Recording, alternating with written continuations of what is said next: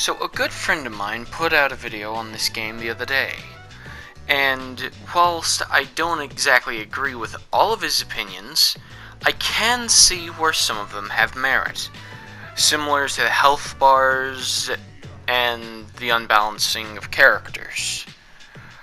I have different opinions on the game, of course, so I'm just gonna throw them into the ring here. So I'll need to start off by saying that I'm not an expert on 2D fighting games, seeing as I've only played Under Night and one of the Guilty Gears.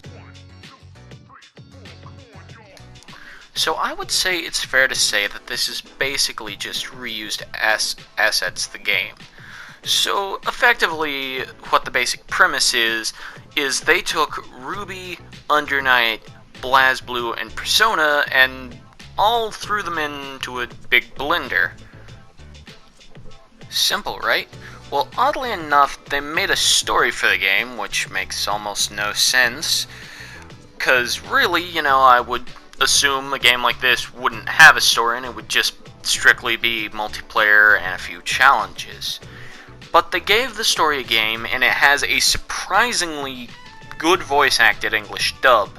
However, the lip-syncing does leave a lot to be desired in this aspect. Hard-boiled?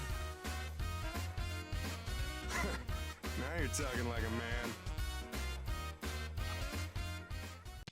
The story itself is okay at best and serviceable at worst, but if you're asking why I'm not showing you any actual clips from the story, it's because you can't really record footage for it on the PS4 due to the scenes being blocked.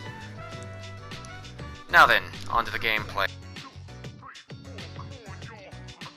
So for actual gameplay, you'll have two characters. As I previously shown, there are interactions before certain matches, and some of them are really actually adorable, or just genuinely funny. Two of my favorite ones are Ruby and Ragna, and of course Ragna and Jin. Brother, let's kill each other! Stop crying, you little punk. I'll deal with you later.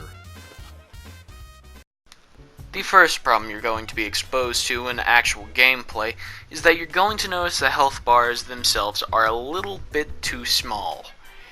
And that's supposed to encourage fast and intense gameplay, or at least that's what I assume. Now you have 4 attacks. You got your light attack, your heavy attack, your tag and clash attacks. And you can chain these together however you please. Sounds awesome, right? Well, no, you're wrong. You see, you can't, block attacks mid-combo, which gets really annoying, but it does feel epic when you're pulling off these combos. But they can also animation lock you from a distance with certain characters, very similar to New. Now, while we're on the subject of moment-to-moment combat, you can also block and jump. Something else you can also do is you can actually summon forth the other character to help you with an attack or just add extra damage to your combo. You can also switch in and out on the fly between your characters, which will give the character that has been put away a little bit of time so they can heal. Now, once a character dies, you can activate a move that basically just makes you do a JoJo's pose, which makes you more powerful and actually does incredibly buff your attacks. And it works, but it's not as well as it could have been implemented in my opinion, like being able to activate it any time on the fly just because you can. So it would be remiss of me not to bring up this game's music, because believe it or not, it has some of the greatest music in any game I've ever played, period. Because it's got the best songs from these games, such as Burn My Dread, I Burn, Shadow World, and the main theme song for Uni, just to name a few. There's also one character named Yang from Ruby that when she gets low on health actually completely just changes the soundtrack to I Burn. And whilst I could listen to I Burn a million times and it never get old, it's kind of annoying that it just drowns out whatever song is playing, or cuts it off, and plays I Burn. Can't do any lip syncing. Yeah. Yeah. Yeah. Yeah. Yeah. Yeah. Now, whilst I can admit that this is an interesting way to include resemblance into the game, it gets really annoying how it keeps happening. And it drowns out the otherwise great music in the rest of the game, and you can just have the song I Burn play naturally. And when it starts, it doesn't stop for the rest of the match, which is slightly disappointing. But what this does is it will buff Yang's moves. Pointless additions. Now, whilst I have a very short list for this, the main things I want to cover are the avatars. So there's a menu that exists in the game called Avatars and Accessories. There are no accessories, and there is also a game cabinet in the overworld that does absolutely nothing. Now, this kind of stuff I would expect to find, like, whilst digging around the game's code and trying to, find what all is there. But this is the final product. It isn't like the beta or in the game's code. These are actual physical products that made it in the retail version that do nothing. Now, this isn't to say that all the pointless additions I didn't like. One of the ones that I adore is the little chibi avatars that run around the overworld, or the hub world, if you will, when you're in the main menus. I think those look adorable. They're expensive, granted, when you're playing in the game's currency. However, they do look very great. Another awesome bit is that characters you play against will actually populate your little hub area.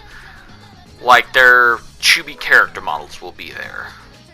Now, one thing you can unlock is different skins for your fighting sprites. Now, I've seen some games where the fighting sprites are just decided at random, and if you select two of the exact same fighting sprites, they'll throw you into two different ones. But in this game, most of them, whilst not looking great compared to Uni's, do look really good. Now, as standard in fighting games, you can also customize your little plates that you'll see before battle in a plethora of different ways, and I should make mention of this right fast before I dip out and give the final verdict, but there is a plethora of online modes, my favorite one being survival mode. But they are all actually really good. So, now it's time for the final verdict. Now, as you've no doubt already had it spoiled for you, my final verdict from Soul's video is the same here, of 8 Gordos out of 10, because I really do like this game, and I like it a lot. I feel like it could be better in a lot of ways, yeah, but then again, every game could. But I feel like this game in particular is probably the best it could be, considering that all the controller layouts are different for every game, and of course, when porting something over, one button in a game might do something else in a different game, and that's kind of hard to balance. So I understand the more simplistic take on combat, however, it is slightly disappointing. Hey guys, JeshTV here. So I figured I'd give you an update on some of the things that are going on with the channel. So I'm bringing in a bit more scripted content because I'm really getting into writing out scripts and making them, because it's a lot of fun and actually puts some of my editing software to work. Well, better than a Let's Play video, so I mean, hey, that works, I guess. But here in a few weeks, maybe a few months, I'm not entirely sure how long this is going to take, depends how many times I change or rewrite the script, but there will be a new series coming to the channel called Breakdown, where I will effectively take take 2 games and basically put them in a video together.